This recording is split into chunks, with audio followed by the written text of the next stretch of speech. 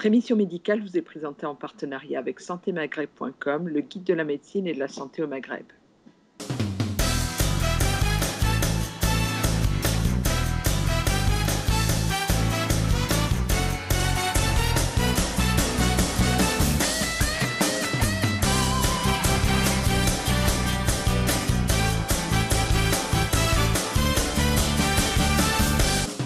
Je vous propose d'aller retrouver un monsieur, un brillant monsieur médecin, humaniste surtout, qu'on avait retrouvé il y a quelques semaines de ça à l'occasion de la publication, de la parution d'une autobiographie, Une vie à pédaler.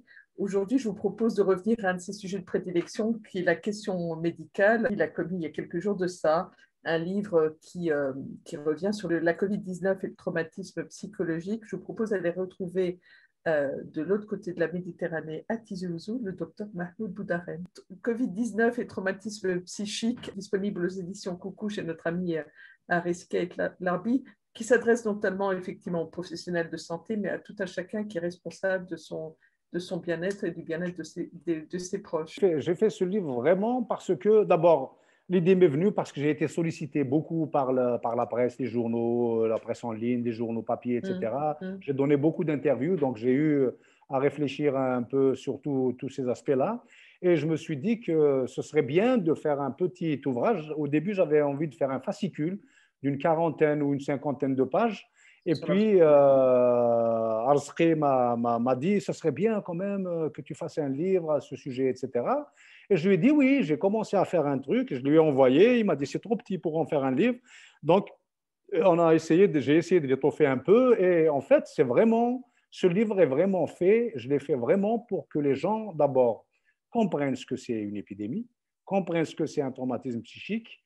En fait, c'est un petit livre d'information, de formation et d'information pour que les frayeurs baissent. J'ai parlé des complots, j'ai parlé de la théorie du complot. Enfin, j'ai essayé d'évoquer la vaccination, j'ai essayé de rassurer quant à la vaccination, j'ai essayé vraiment d'être autant que faire se peut, de faire de la pédagogie pour que les gens puissent comprendre cette pandémie et que la frayeur baisse. Parce que c'est ça le point nodal, c'est ça, c'est la peur.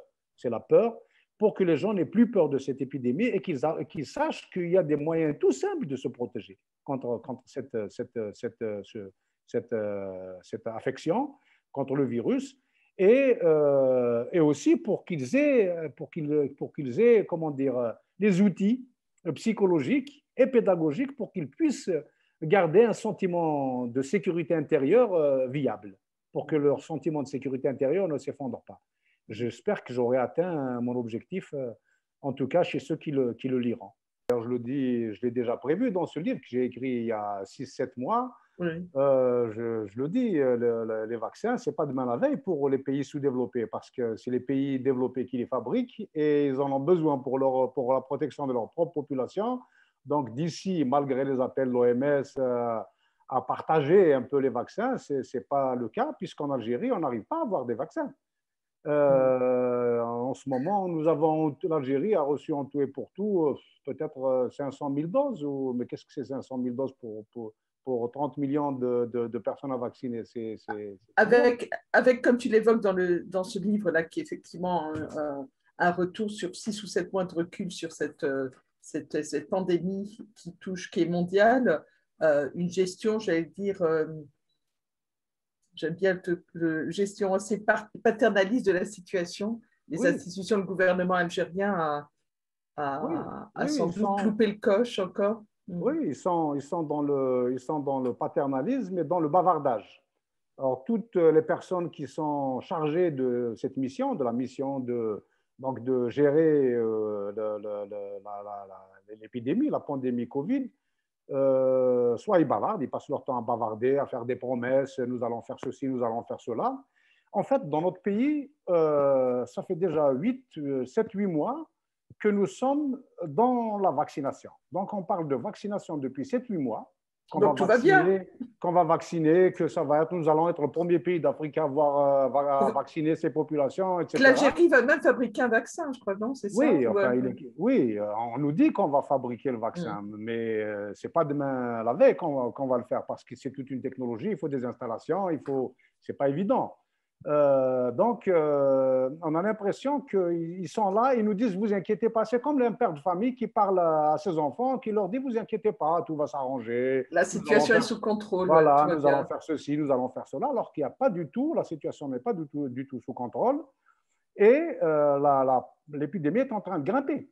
Il y a des gens qui évoquent déjà la troisième vague en Algérie, alors que jusque-là, on dormait sur nos lauriers, on dormait sous nos oliviers et sous nos figuiers, et on s'est dit, bon, l'épidémie est derrière nous. Du coup, tout ce qui est trait à la communication, à la pédagogie, pour demander aux gens de continuer à respecter les mesures barrières n'a pas été fait. Ça fait 6 ou 7 mois qu'on ne parle plus de ça. On ne parle que de vaccination de temps en temps. On va recevoir dans les jours à venir, bientôt, mais les jours à venir passent, le bientôt passe et on ne reçoit toujours pas de vaccin. Donc, nous n'avons toujours pas de vaccin dans ce pays. On a eu quelques doses, on a vacciné quelques personnes. Mais oui, les vaccins ont été distribués dans toutes les wilayas au prorata de la population. C'est complètement insensé. Ça n'a pas de sens de dire chaque wilaya va avoir son quota. On doit distribuer les vaccins en fonction des catégories de population à vacciner, les premières, les deuxièmes. Il faut faire une hiérarchie dans les catégories de population à vacciner. Le nombre de vaccins que nous avons reçus aujourd'hui dans notre pays ne suffit pas à protéger les personnels de santé qui sont face à l'épidémie. Et en l'occurrence, beaucoup de personnes qui sont face à l'épidémie, parmi les médecins, parmi les personnels de soins et tout ça, un grand nombre n'ont pas encore été vaccinés.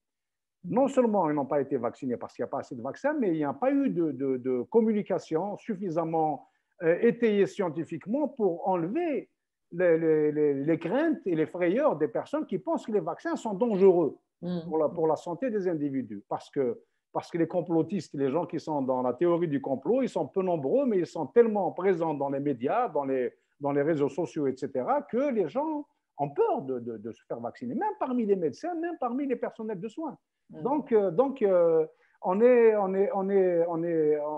en plein dans une espèce d'incurie ou d'incompétence, ou les deux associés, qui fait qu'aujourd'hui, nous sommes en train l'épidémie est en train de grimper et les variants nigérians et anglais sont aujourd'hui présents dans le pays et ils sont en train d'infecter les populations.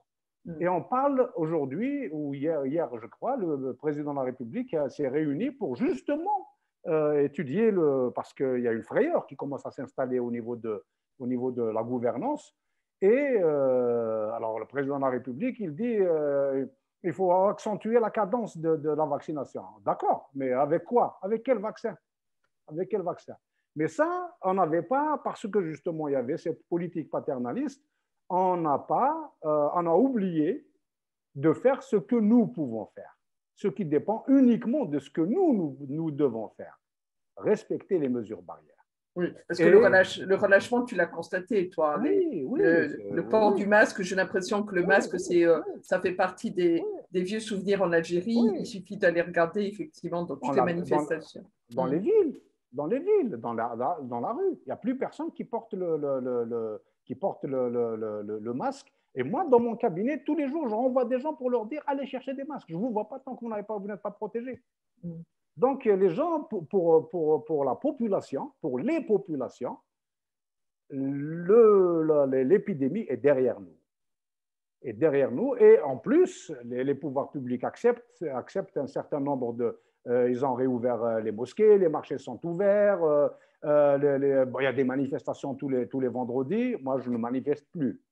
Je ne manifeste pas parce que, justement, j'ai des responsabilités en tant que médecin. Je n'arrête pas de dire qu'on ne doit pas manifester parce que nous ne sommes pas nous n'avons pas la garantie de la protection pour pouvoir continuer à manifester. Parce que les manifestations, il y a une proximité telle que ça risque de devenir un foyer de contamination, de contagion fulgurante. Sachant que les variants qui frappent en plus l'Algérie sont particulièrement violents en termes de contagiosité. En termes de contagiosité, voilà.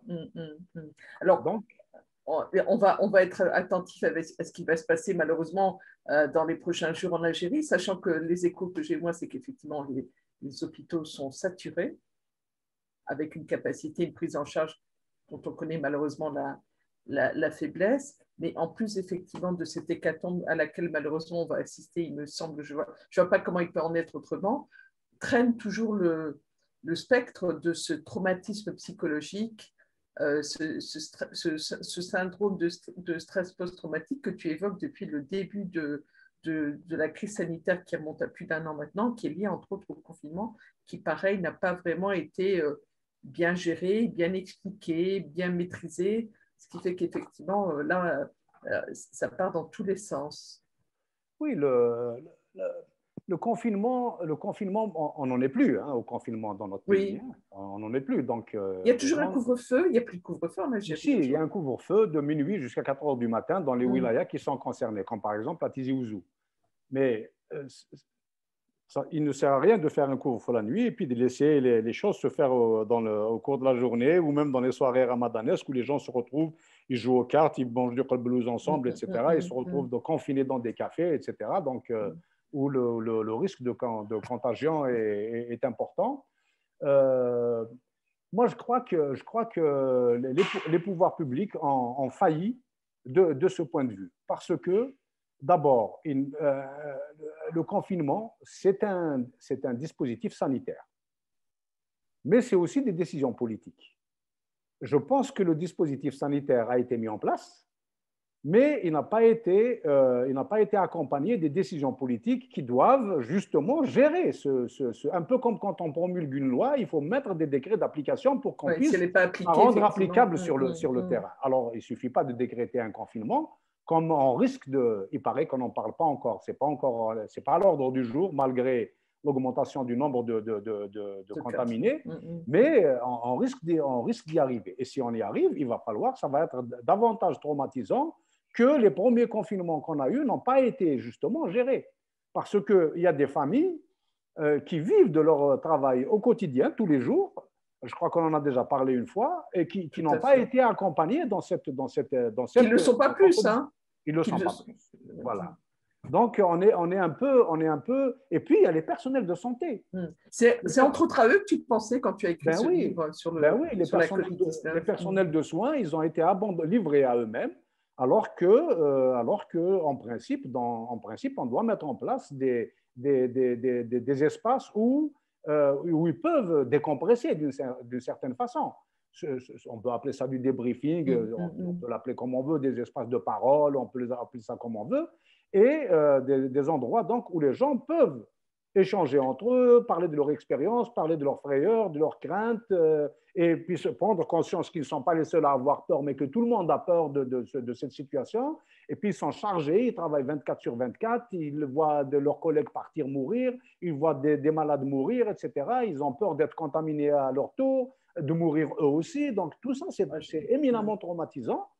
Et ça peut, pour les personnes les plus fragiles, ça peut générer plus tard des troubles, ce trouble de l'état de stress post-traumatique qui est une maladie qui est invalidante et qui est difficile à soigner. Et puis, il y a aussi le burn-out. Quand on met la pression sur une personne parce que c'est un engagement émotionnel important, c'est ceux qui ont cet engagement émotionnel important dans leur métier de tous les jours qui peuvent justement développer cette espèce de burn-out, ces personnes qui brûlent un peu toute leur énergie et qui sont épuisées psychologiquement et qui développent donc ce type de pathologie qui est également une maladie grave et difficile à soigner parce que ces personnes ne sont pas accompagnées, ne sont pas aidées, ne sont pas rassurées. Il y a personne, les pouvoirs publics ne donnent pas de garantie pour ces personnes-là. Donc, et ça... Et on a l'impression que c'est pour ça que je parlais de gestion paternaliste du problème. On dit, on bavarde, on dit qu'on va faire ceci, on dit qu'on s'occupe, on donne un peu d'argent par-ci, on augmente une prime par-là, etc. Mais ce n'est pas de ça qu'ont besoin les personnels soignants. Et ils ont besoin d'être écoutés, entendus, qu'on leur donne les moyens de protection, qu'on leur donne les moyens pour pouvoir travailler. et surtout qu'on leur dise on est là, que l'État manifeste sa solidarité agissante, permanente, pour que les gens puissent se sentir rassurés, sentir qu'ils ne sont pas seuls, abandonnés face au cataclysme, parce que c'est un cataclysme. Alors, je ne sais pas comment les choses vont évoluer dans notre pays, mais moi, je suis optimiste. Hein. Je ne suis pas dans la logique de la catastrophe, etc. Je pense qu'on peut toujours gérer les choses, mais il faut qu'on gère les choses de manière lucide. Le chef de l'État n'est pas un père de famille, c'est un chef d'État. Il y a des décisions à prendre, il faut gérer la crise. Il a des collaborateurs, il y a un ministre de la Santé, il y a un Premier ministre, il y a une commission, il y a une agence nationale de la sécurité, il y a tout un tas d'organisations qui doivent prendre en charge ce type de choses, et ce n'est pas le cas. C'est pas le cas. Quand on entend le président de l'Agence nationale de la sécurité sanitaire dire que les vaccins ne servent à rien, alors que les autres disent on est en train d'essayer de trouver des vaccins, il y a quelque chose qui ne va pas. Oui. Et quand un membre du comité de surveillance de l'épidémie dit que l'Algérie va apporter des vaccins halal, ça n'a aucun sens. C'est nul, comme aucun laboratoire ne fabriquera des vaccins halal spécifiques pour l'Algérie. C'est pas vrai, ça. C'est pas vrai. Donc, on est dans une espèce de logique un peu morbide, mortifère, et on ne nous dit pas les choses, alors que les citoyens algériens ont besoin qu'on leur dise « nous allons vous importer des vaccins », qui sont éprouvés sur le plan scientifique, qui n'ont aucun problème pour la santé. C'est de ce discours que les gens ont besoin. Plutôt que de faire une annonce quotidienne avec le nombre d'infectés, de décès, voilà. Ce genre de choses. Des rituels, qui en soi des rituels stérilisants que plus personne n'écoute, plus personne ne lit. Donc, voilà. Alors, le relâchement est là. Il n'y a aucune enquête épidémiologique, il n'y a pas d'enquête épidémiologique. On ne regarde pas quelle est l'évolution en réalité. C'est au pifomètre qu'on nous dit que ça évolue parce qu'il y a le nombre de cas qui a augmenté. Mais ce n'est pas comme ça. Ce n'est pas comme ça qu'on doit faire. Et je pense que nous ne tirons pas des leçons de ce qui se passe dans le monde occidental, parce que le monde occidental est franchement accablé. Ils sont en train de crier au secours, ils ont tous les moyens de crier au secours, et nous, on est dans la dilettante. Alors, il y a même quelqu'un qui a trouvé le moyen de dire que nous avons une immunité, que le peuple algérien est immunisé. Donc, tout va bien. Une immunité collective. Alors, on se demande pourquoi quand les citoyens entendent ce genre de choses, ils disent, bon, c'est bon, on est immunisé. Oui. Donc, on n'a plus besoin de nous protéger.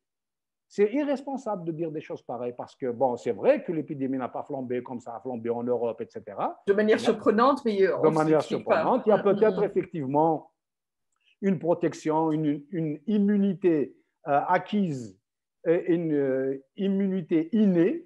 C'est connu, ça. C'est des choses qui sont connues dans le monde. Il y a, par exemple, les Japonais, ils ont un cancer de l'estomac plus fréquent que les Européens, les Occidentaux. Les autres, ils ont des cancers de telle ou telle pathologie différente parce qu'effectivement, il y a le mode de vie, il y a l'alimentation, il y a la génétique, il y a l'épigénétique. Oui. Il y a tout un tas de choses qui font que…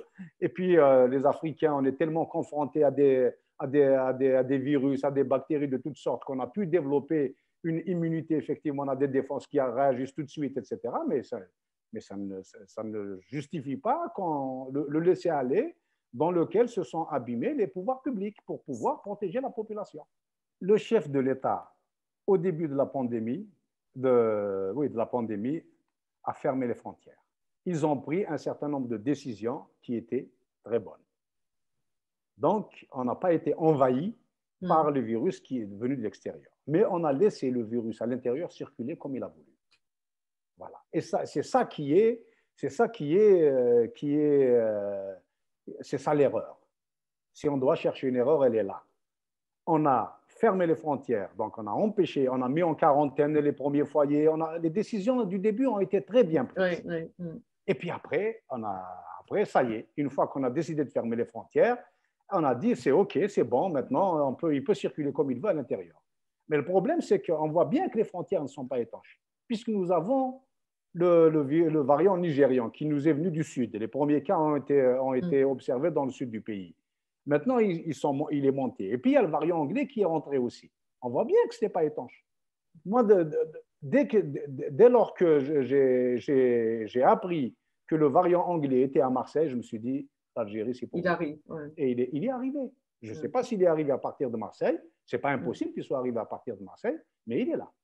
Et on le Donc, sait, hein, tu évoquais les fermetures des frontières qui étaient effectivement sans doute plus strictes lors du premier confinement. On ne va pas se mentir sur le fait qu'on sait que malheureusement les frontières entre la France et l'Algérie, et puis de manière étendue, les frontières aériennes ou maritimes sont un peu poreuses. On va rester poli sur le fait qu'effectivement, on a le cas de ces voyageurs, je crois, brésiliens qui ont transité par la France avant d'aller en Belgique et ou indien, je ne sais plus, mais je ne vais pas dire de bêtises, je crois que c'est indien. Ils ont transité par la France et ayant décollé, ils avaient des tests PCR négatifs et dépistés, diagnostiqués à leur arrivée en Belgique. Effectivement, il y avait voilà, tout positif. On voit le phénomène effectivement de l'Inde qui avait fermé ses frontières, qui vit un véritable désastre humain, sans compter effectivement ce qui nous inquiète aujourd'hui, ce sont les répercussions psychologiques, traumatologiques. Et là, ce n'est pas un vaccin qui réglera ce problème. Non, non. L'impact sur la vie psychique des sujets, le vaccin n'y fera rien. Si, le vaccin, c'est-à-dire si on arrive à vacciner les populations vont être rassurées, la frayeur va baisser, la frayeur va tomber. Parce que c'est la frayeur, c'est l'angoisse, c'est les grosses angoisses qui fissurent, si je peux utiliser ce terme, qui fissurent la vie psychique des sujets et qui fait qu'après, leur étanchéité psychique disparaît et donc ils sont poreux à toutes les informations néfastes, à toute l'intoxication psychique qu'on peut avoir sur les réseaux sociaux, sur toutes les théories complotistes, etc.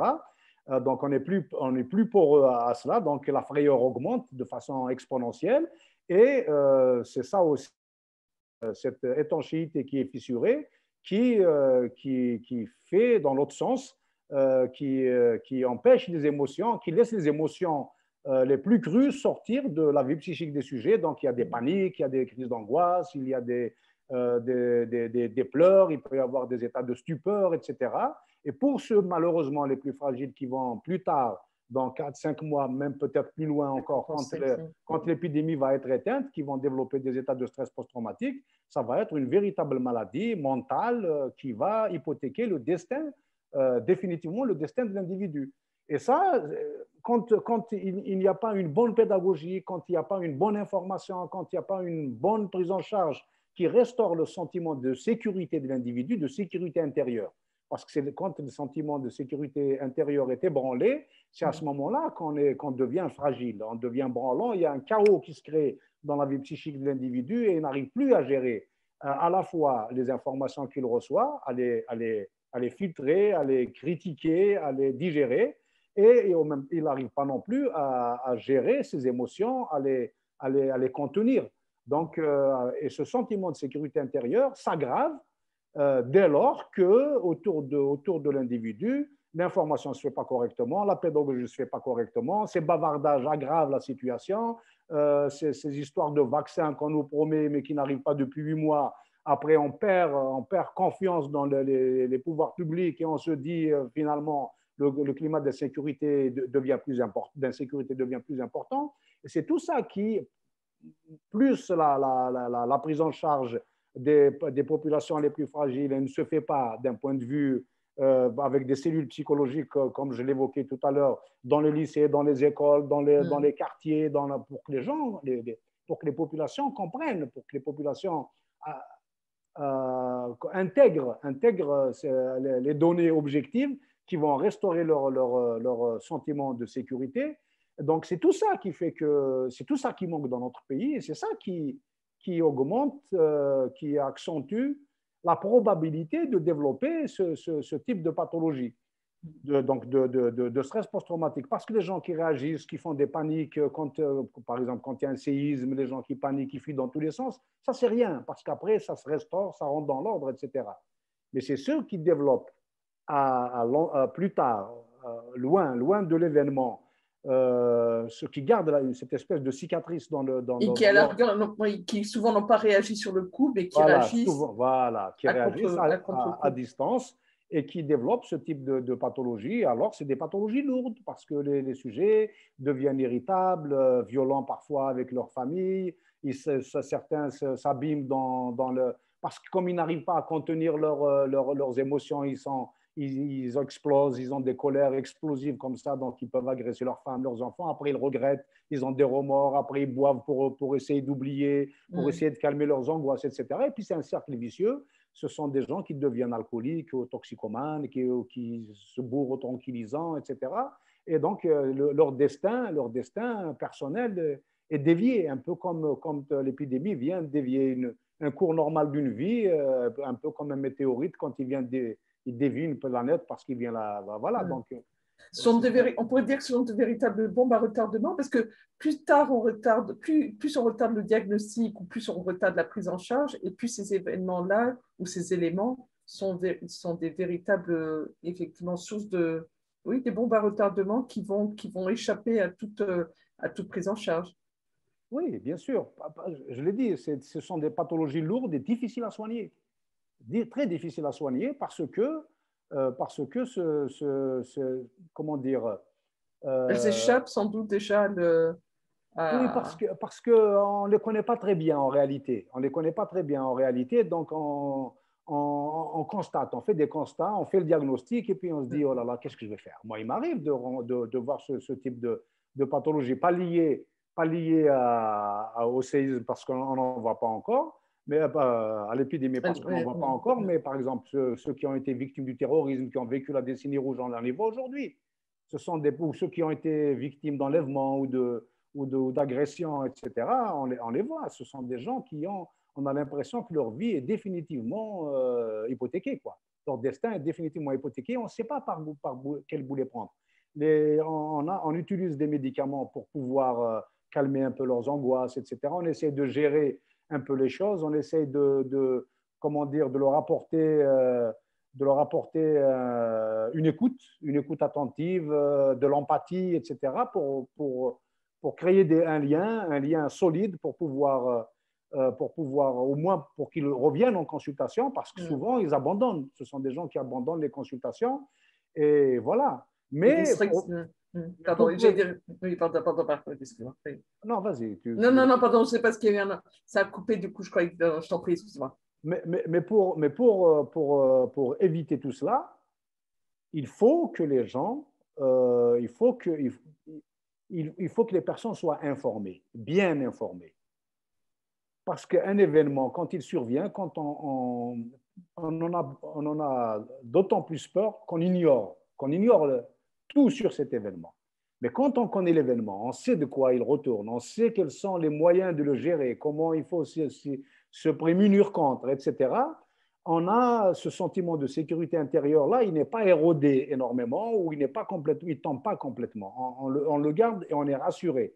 Et c'est ça, c'est le contrôle qu'on peut avoir sur l'événement qui fait que nous pouvons échapper aux conséquences, que l'impact est moins important et que nous pouvons échapper à ces conséquences, aux conséquences de cet événement, aux conséquences psychiques de l'événement.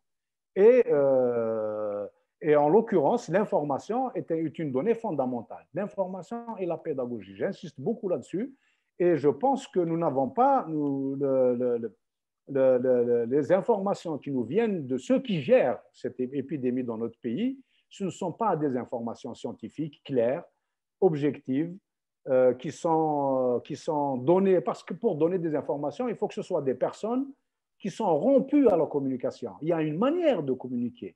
C'est un savoir. N'importe qui ne peut pas dire les choses.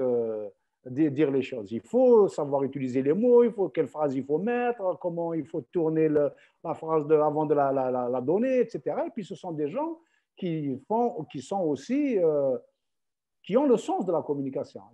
C'est pour ça que je parle de bavardage. Les gens, ils bavardent et plus les gens bavardent, plus ils créent un flou dans l'esprit des gens et plus ce sentiment de sécurité intérieure est érodé et plus le risque de l'impact est grand de l'événement et le risque de développer des troubles psychiques devient plus important, plus évident. on pourrait dire que les autorités ont été trop laxistes, pas assez répressives aussi, parce on sait pertinemment où la répression peut canaliser un petit peu, calmer un petit peu la population. Moi, je pense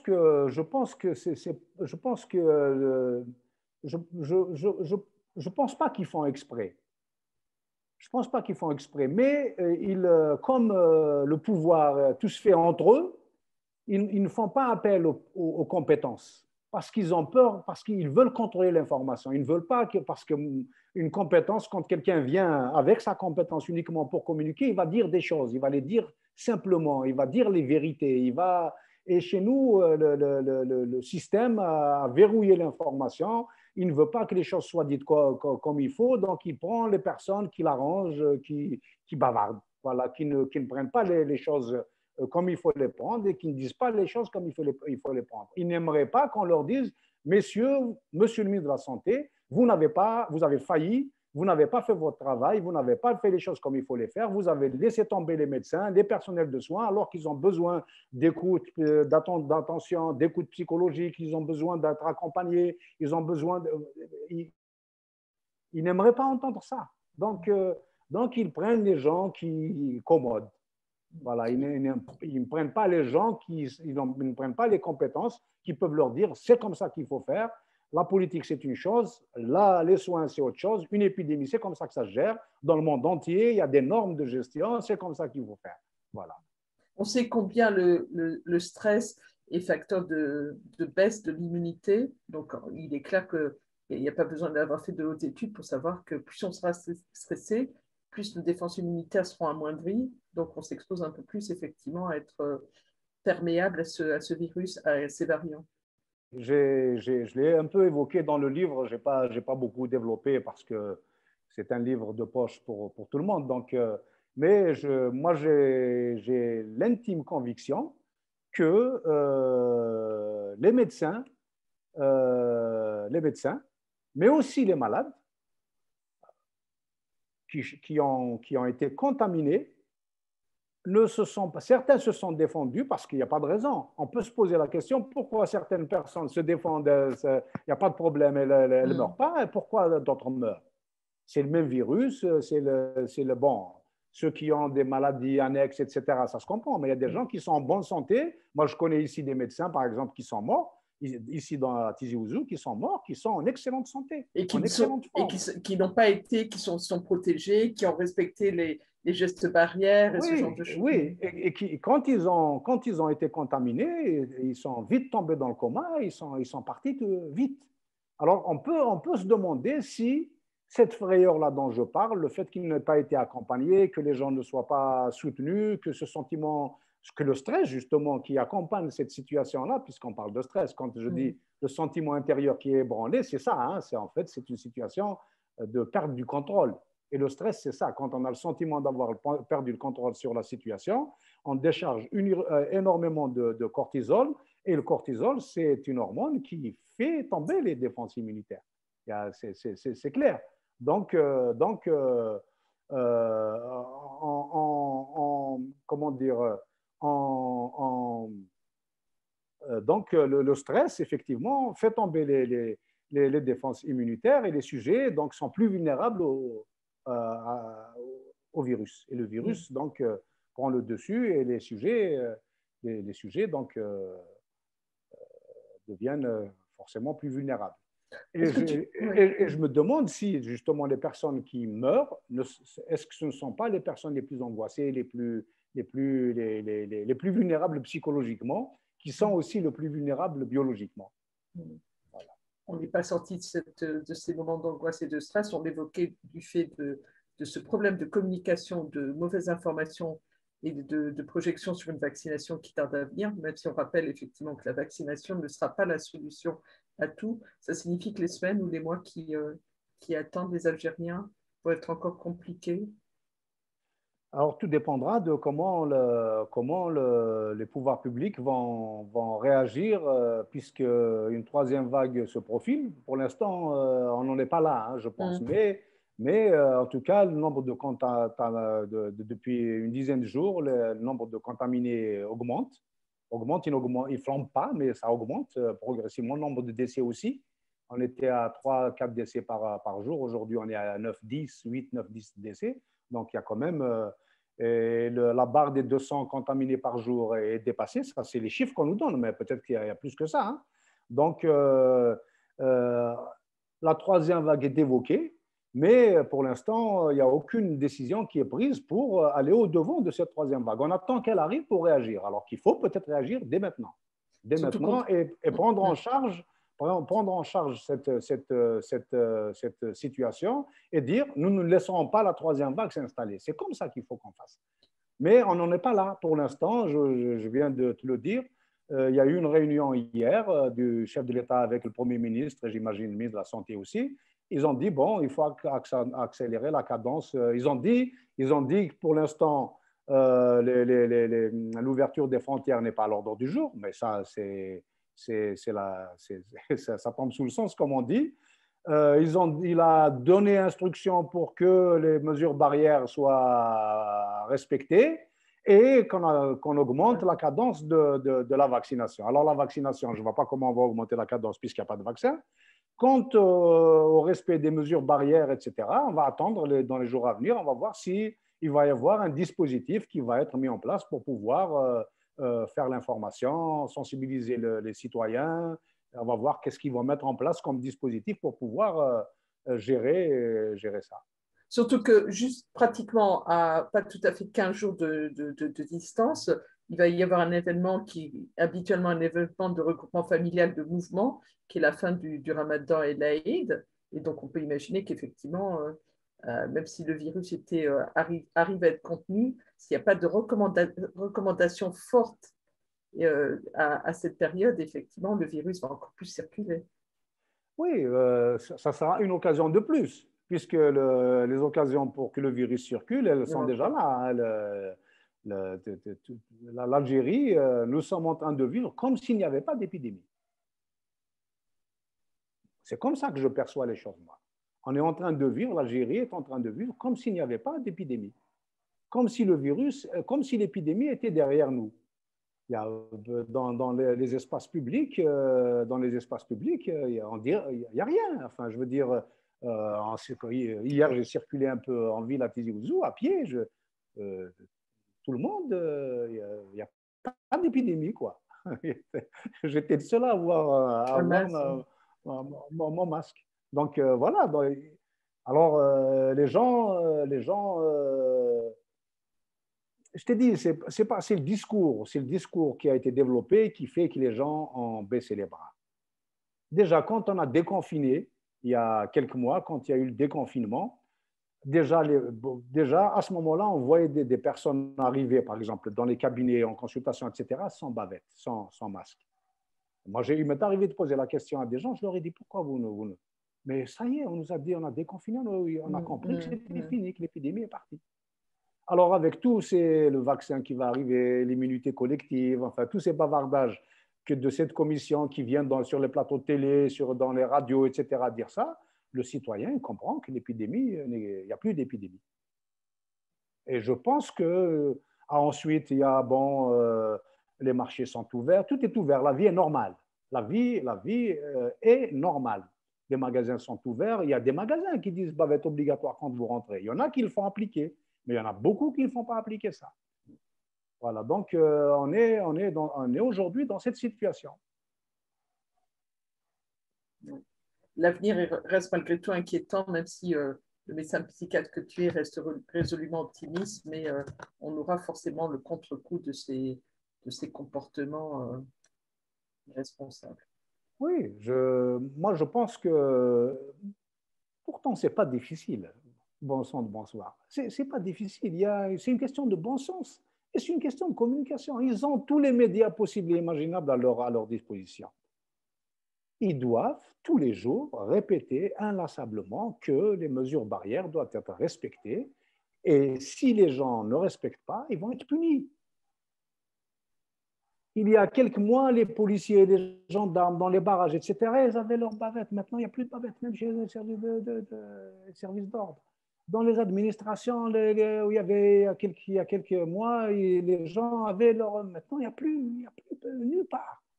Il part dans les hôpitaux. Hier, je suis allé dans un hôpital pour rendre visite à un ami qui est malade. Et à l'intérieur, les gens n'avaient pas de bavette. Le personnel n'avait pas de bavette.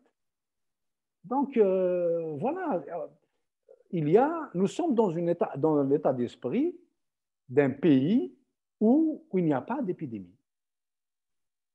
Et ça, je pense que la responsabilité incombe au pouvoir public.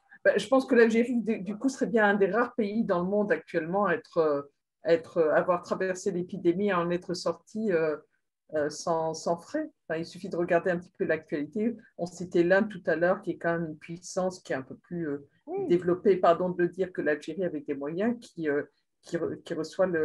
appelle l'aide internationale parce qu'ils ne s'en sortent plus.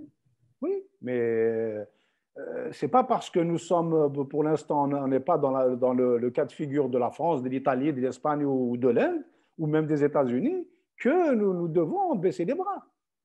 Elle est là quand même, l'épidémie, le virus est là. Et puis il y a des gens qui sont morts. Il y a, je crois, 2000 ou 3000 morts depuis le début de l'épidémie à cause du Covid. Et c'est des morts quand même. Il y a des gens qui ont perdu les leurs dans cette affaire. Il y a des familles qui ont été décimées. Il y a des familles où il y a eu 8, 10 morts à cause de ce virus, de ce satané virus. Et ces gens-là, ils ont souffert. Ce n'est pas une raison, ce n'est pas parce que ce n'est pas l'hécatombe que nous devons baisser les bras, nous devons nous dire, nous, on est logés à la bonne enseigne. Je veux dire, très bien, on est très bien, parce que si on avait été... On commence déjà à dire que les hôpitaux sont chargés déjà. Au CHU Tizi Ouzou, on est en train de réouvrir les services qui étaient réservés au Covid. On les a fermés, on les a remis à leur fonction initiale d'origine. On est en train de les réouvrir. Pourquoi on en est arrivé là? Pourquoi on doit en arriver là? Il n'y a pas de raison. Hier, j'écoutais le directeur d'un hôpital, je crois que c'est Boufarik, à Boufarik. Il était alarmé. Ils sont saturés, ils sont pleins. Leurs services de réanimation sont saturés, ils n'arrivent plus à répondre à la demande. Alors qu'il y a quelques 2-3 mois, il n'y avait rien. Il n'y avait pas tout ça. Ça y est, la vie était normale. Il aurait fallu qu'on continue à respecter les mesures barrières et à faire de l'autoconfinement, à ne pas aller dehors pour déambuler si on n'a rien à faire dehors. On peut rester chez soi si on n'a rien à faire dehors. Donc, et ça, c'est le rôle des pouvoirs publics de continuer à dire aux gens, l'épidémie, elle est toujours là, elle est dans le monde, même si nous ne sommes pas affectés, etc., mais elle est toujours là. Il y a des pays où il se passe des choses, etc. C'est une façon de sensibiliser les gens. Tu imagines si on commençait à être comme l'Inde? L'hécatombe, la population va disparaître. On va commencer à enterrer les gens avec de la chaux, etc., ou à les incinérer sur place. Parce qu'on n'a pas les moyens. Le système de soins que nous avons dans notre pays n'a pas les moyens de répondre à une épidémie de grande ampleur. Nous n'avons pas les moyens. Déjà, tout à fait au début de la pandémie, déjà, on était débordés. Donc, voilà, il faut que les pouvoirs publics se réveillent et il faut des décisions claires. Nous n'avons pas les moyens d'acheter des vaccins parce que le monde occidental en a besoin pour les populations, leur population. Et puis, ils ont raison parce qu'ils sont plus affectés. Ils ont plus de cas, etc. Donc, c'est normal que la France se vaccine d'abord ses populations avant de donner les vaccins à l'Algérie ou à la Tunisie ou au Maroc. C'est normal. Alors nous, c'est une question de gros sous aussi, donc il y a l'aspect financier. Voilà. C'est une question de gros sous, mais il y a une tension mondiale sur les vaccins. C'est une réalité. C'est une réalité. Mais nous avons la possibilité de nous prémunir avec nos propres moyens sans dépenser d'argent.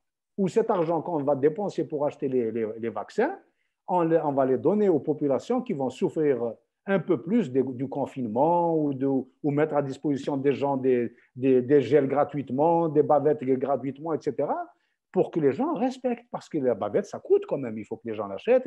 Les gels, ça coûte. Donc, les gens, c'est des dépenses supplémentaires. Et bien, il faut les mettre à disposition des populations pour qu'ils ne disent pas, moi, je n'ai pas les moyens d'acheter. Tu n'as pas les moyens d'acheter, je te donne. Mais tu portes et tu te laves les mains. C'est comme ça. Moi, je pense que cet argent qu'on dépense pour acheter des vaccins ou qu'on a mis en réserve pour acheter des vaccins, on aurait dû le donner aux populations pour le mettre à disposition des populations pour qu'elles aient les moyens de se protéger avec les moyens normaux, tout simples. Voilà. Et si on doit, et si on doit faire un confinement, on doit repartir au confinement, cet argent, le réserver pour aider les familles qui vont être le plus affectées par le confinement.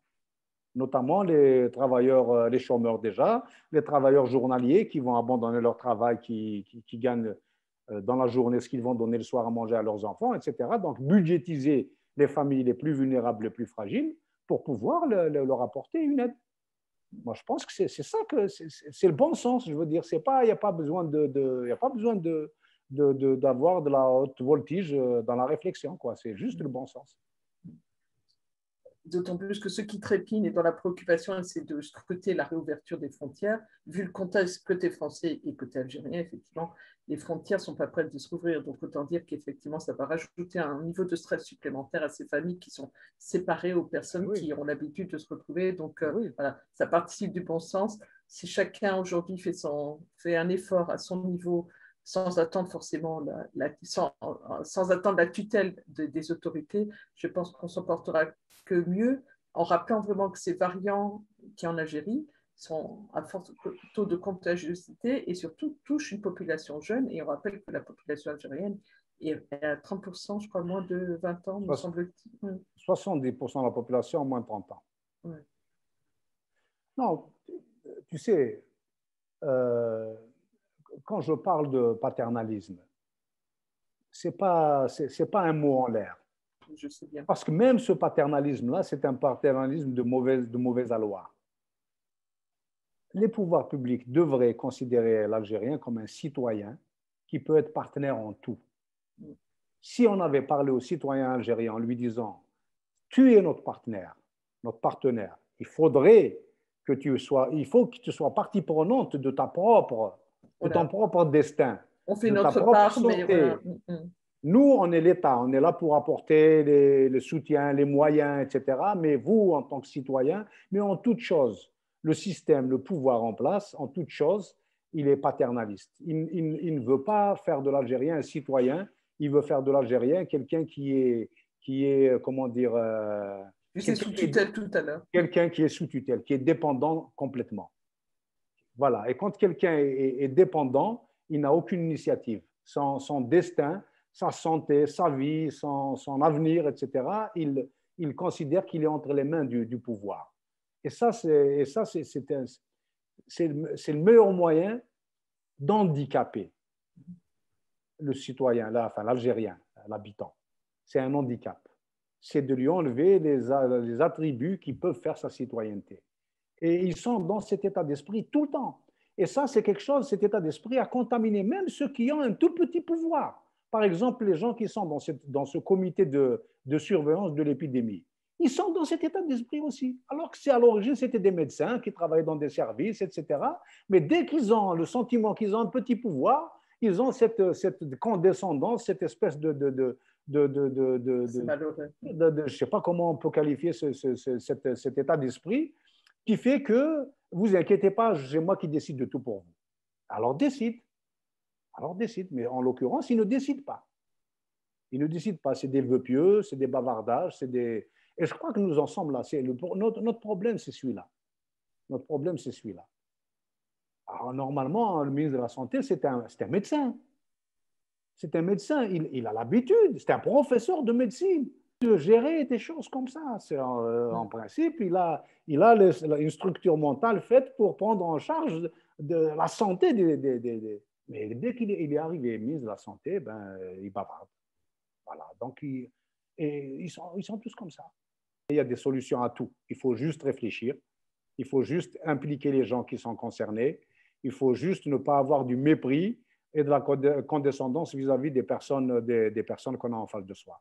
Quand on est dans cet état d'esprit, on veut construire, c'est facile. Parce qu'on ne peut pas construire un pays, tout pouvoir qu'on ait, on ne peut pas construire un pays sans le citoyen. Ce n'est pas vrai. Ça n'a pas de sens. Faire l'impasse sur le citoyen, sur la citoyenneté, moi je pense que c'est la pire des choses qu'on puisse infliger à un peuple.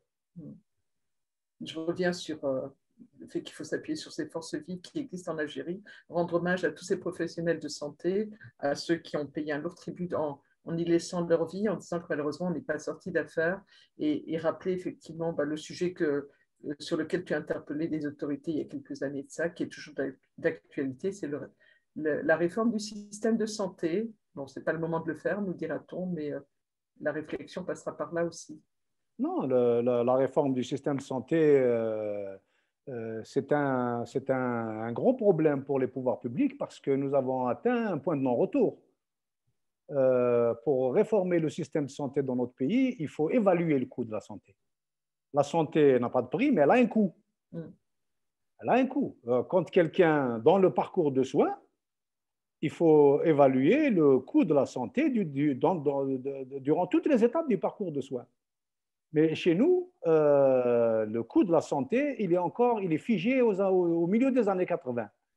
Le prix de la consultation, il est toujours à 50 dinars pour le médecin généraliste, alors que la réalité, c'est autour de 1000 dinars. Mais ça, il suffisait de voir, on ne peut pas continuer à maintenir le coût de la santé en dehors de l'environnement économique national. Au milieu des années 80, quand la consultation du médecin généraliste coûtait 50 dinars, le kilo de steak coûtait 30 dinars. Le kilo de carottes, c'était 2 dinars ou 3 dinars, etc. Aujourd'hui, la tomate, la pâte et patates, tout ça a été multiplié par 15. Parce que c'est comme ça, le prix maintenant a été multiplié par 15. Le kilo de steak aujourd'hui, il est à 2000 dinars, alors qu'il était à 80 ou 60 dinars. Et la consultation médicale est restée toujours, c'est en dépit du bon sens. Or, aujourd'hui, si on veut avoir un système de santé cohérent, il faudrait revoir donc tous ces prix-là. Et si on revoit tous ces prix-là, les caisses de sécurité sociale vont fermer, elles vont mettre la clé sous la porte, et ça ne sera pas possible. On ne peut pas laisser s'effondrer des caisses de sécurité sociale, ça va être le chaos économique. Si les caisses de sécurité sociale demandent aux employeurs de payer des charges sociales plus importantes et la quote-part du travailleur augmente aussi, ça va réduire le pouvoir d'achat du travailleur. Les employeurs ne recruteront plus, parce que si les charges sociales sont importantes, ils ne vont plus recruter, donc on va avoir des problèmes de chômage importants. Enfin, on est dans une situation dans l'impasse. Et le problème, c'est qu'on aurait pu profiter de la manne pétrolière durant les 20 dernières années, parce que le pétrole, l'Algérie avait de l'argent, pour faire cette réforme, pour faire vraiment la réforme du système de santé, augmenter le coût de la santé. Le prix d'une hospitalisation aujourd'hui, l'hôtellerie, je parle de l'hôtellerie à l'hôpital, c'est 100 dinars. Aucun hammam, le plus miteux possible qu'il y a dans ce pays, n'a ce prix-là. Ils sont tous à 500 ou 600 dinars. Il y a quelque chose qui ne va pas. On ne peut pas continuer comme ça. Donc, du coup, le système de santé s'est appauvri et les prestations de soins ne sont pas fournies. Les hôpitaux ne font plus les examens qu'ils doivent faire pour les malades. Les malades sont obligés d'aller les faire chez le privé, donc ils payent et la sécurité sociale ne rembourse pas parce que ce n'est pas conventionné. Donc, les soins sont à la charge des foyers. Ça arrange le pouvoir, ça arrange les caisses de sécurité sociale et le citoyen, il débourse. Voilà. Donc ce problème-là, c'est un problème qu'il faut prendre. C'est la théorie du domino. On touche ça et tout s'écroule. Voilà. Donc, je ne sais pas comment ils vont faire. Alors, ce qui est sûr, c'est qu'avec la nouvelle loi sanitaire qui a été votée, on a évacué le sacro-saint principe de la médecine gratuite. Donc, la médecine gratuite qui était un dispositif politico-idéologique a été évacué. Maintenant, on parle de gratuité des soins avec l'idée que c'est les caisses de sécurité sociale qui vont rembourser. Mais les caisses de sécurité sociale ne remboursent pas. Voilà. Et aujourd'hui, les caisses de sécurité sociale sont tellement pauvres, elles ont tellement peur de s'effondrer que chaque fois qu'on prescrit une molécule, on nous envoie un questionnaire pour qu'on se justifie. Moi, je justifie mes prescriptions au moins 4 ou 5 fois dans la journée. Je reçois des gens qui viennent avec des lettres. Qu'est-ce qu'il a? Quel diagnostic? Pourquoi vous lui avez prescrit ce traitement? Évidemment, pour ne pas pénaliser le malade, on répond. On répond pour ne pas pénaliser le malade, parce que c'est le malade qui va être pénalisé pour le peu qu'on lui rembourse. Mais voilà, donc on est dans une situation très, très compliquée, très délicate. Et quand il y a eu la manne pétrolière, les ministres de la Santé successifs, ils ont dépensé de l'argent pour acheter des appareils, pour acheter des trucs qui sont restés dans des cartons ou qui ont été oubliés, parce que quand on achète des appareils, après, il faut pouvoir les utiliser, il faut former des gens, il faut des compétences, il faut, etc. Ce qui fait qu'on a pourvu certaines raisons, la démagogie, on a dépensé des sommes colossales en dollars pour équiper des hôpitaux en périphérie de matériel qu'ils n'ont jamais utilisé, qui pourrit dans des caves, etc. Voilà, donc on en est là. Comment se relèvera l'Algérie et les Algériens sur toute cette situation dont on n'est pas sorti? On va se refaire un point dans quelques semaines, mais vraiment, s'il y avait un conseil que tu pouvais donner en conclusion, ce que tu as dit, revenons aux fondamentaux. Alors moi, ce que je voudrais dire, c'est que moi, je m'adresserai aux citoyens, parce que je pense que c'est les citoyens qui doivent être motivés. Moi, je pense que les citoyens devraient comprendre une bonne fois pour toutes que l'épidémie n'est pas derrière nous, elle est toujours là, le virus tue toujours, et que la seule garantie, le seul moyen de ne pas tomber malade, de se protéger, de protéger les siens, sa famille et la communauté autour, c'est de respecter les mesures barrières, d'avoir un flacon de gel dans sa poche quand on est dans l'espace public, et de porter un masque quand on doit sortir. Et puis, il faut éviter les embrassades, les bousses-boussettes, même si on s'aime trop, on aime bien les embrassades, il faut les éviter. On n'en mourra pas si on évite ça. Le contact physique avec les gens, respecter les distances, c'est fondamental. J'espère. Je disais, le bon sens ne tient pas à grand-chose. Il faut revenir un peu aux pratiques que tu évoquais lors du premier confinement, où les gens se sont même autoconfinés sans attendre même les directives des autorités. Donc voilà, c'est le bon sens qui doit prévaloir. Oui, non, tout à fait au début, les populations se sont organisées. On voit bien que quand les populations sont impliquées, les réflexes de citoyenneté se mettent en place. C'est ça ils sont respectés partout. Ils ont respecté partout, ils se sont organisés pour qu'ils prennent en charge les personnes âgées, pour qu'ils fassent la distribution des produits alimentaires, pour les médicaments. Donc, il y a eu une organisation qui s'est faite. C'est la citoyenneté qui s'est exprimée.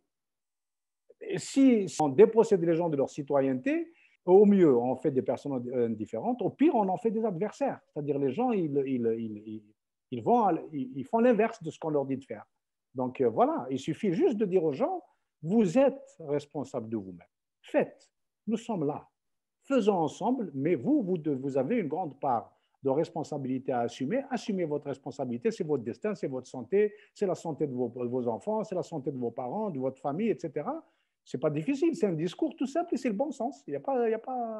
Et ça coûte rien. Il n'y a pas besoin de débourser des dollars pour ça. Voilà. À bientôt, Dr Boudaran. Merci encore pour ta disponibilité. C'est moi qui te remercie.